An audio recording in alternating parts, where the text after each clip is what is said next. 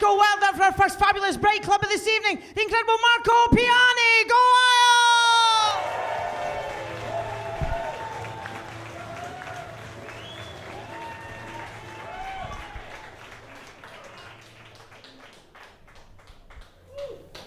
Hi, I'm Marco Piani, and I'm a physicist.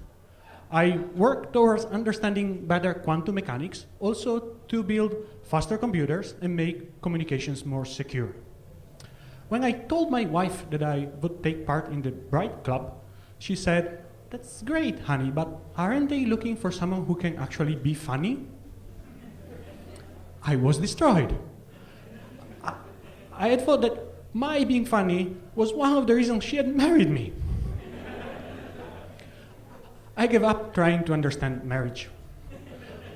I decided to stick to something simpler: quantum mechanics.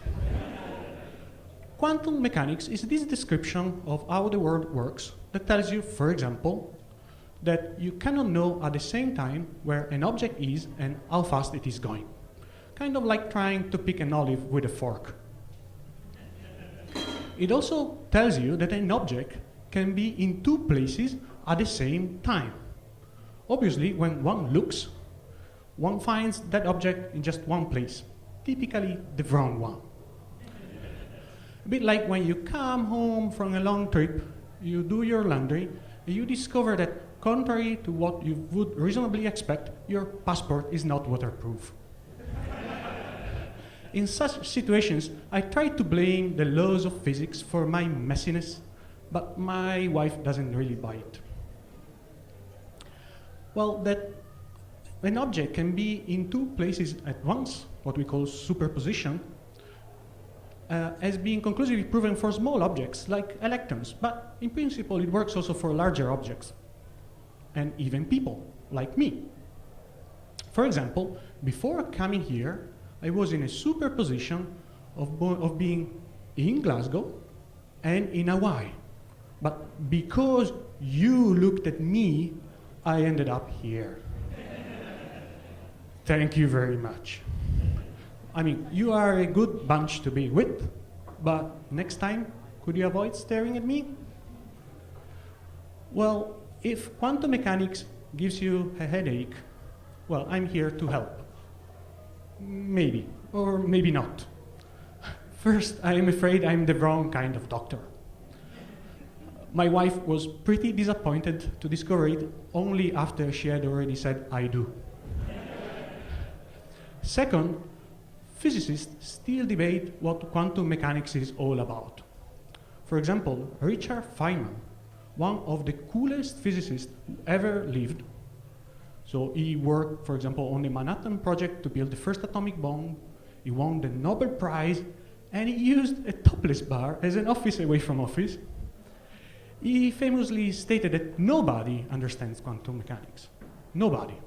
Some just pretend to. Even better, Niels Bohr, one of the fathers of quantum mechanics, commented over the theory of another physicist. "Your theory is crazy, but it's not crazy enough to be true." Well, quantum information processing, my field, follows in that great tradition. Someone had the following brilliant idea. Let us take a theory, quantum mechanics, where if you know where something is, you will not know where it will be, where you cannot copy data, and where if you read data, you change it. And let us build a computer out of it. Smart, eh? Well, surprising maybe, but the idea works, at least in principle.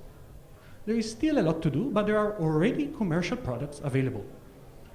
A Canadian company, D-Wave, is even selling a big black box that kind of says quantum computer on the outside. Nobody is sure that it is really a working quantum computer. But who doesn't have a few million pounds to spend on a big black box? If you don't, do not worry. I have some black boxes for sale at the back. And I can engrave them with whatever message you want, going from quantum computer, if you want to have one, to meaning of life. They cost only few pounds and they are handmade. Well, the field of quantum information processing is a very interesting one, in particular because it is multidisciplinary. That means that physicists work together with mathematicians, computer scientists, and engineers. Well, one problem with that is that all these people speak essentially different scientific languages. Just imagine the Tower of Babel, and on top of that, make it quantum, or crazy quantum, going a bit on the side and designed by Escher. On the plus side, it means that it often happens that I, a physicist, I'm not the most socially awkward in a room.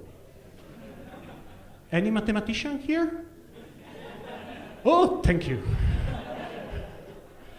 I personally study what we call quantum correlations, and in particular a phenomenon called quantum entanglement. Entangled particles can be perfectly anti-correlated. So it means that they behave like in one of those marriages where whatever the question, if the husband says yes, the wife says no. And this does not depend on the distance between the particles. They just shout louder at each other.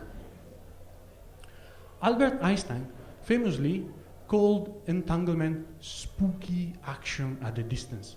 But you should not be scared. Nowadays, we use entanglement to do really cool stuff, especially a stratoglide. One such example is quantum teleportation. Just imagine Star Trek and forget it. Forget it because, as you can imagine, the quantum case is a bit more complicated and crazier. And on the other hand, we are pretty far from being able to teleport any large object, including you. So, to all my friends out there who are in a long-distance relationship or commute daily and that constantly ask me whether I can beam them up, no. We are not there yet, and no, I do not work better under pressure. Speaking of pressure, my time is almost up. Let me remind you that I have handmade black boxes at the back for sale if you want to go home with one.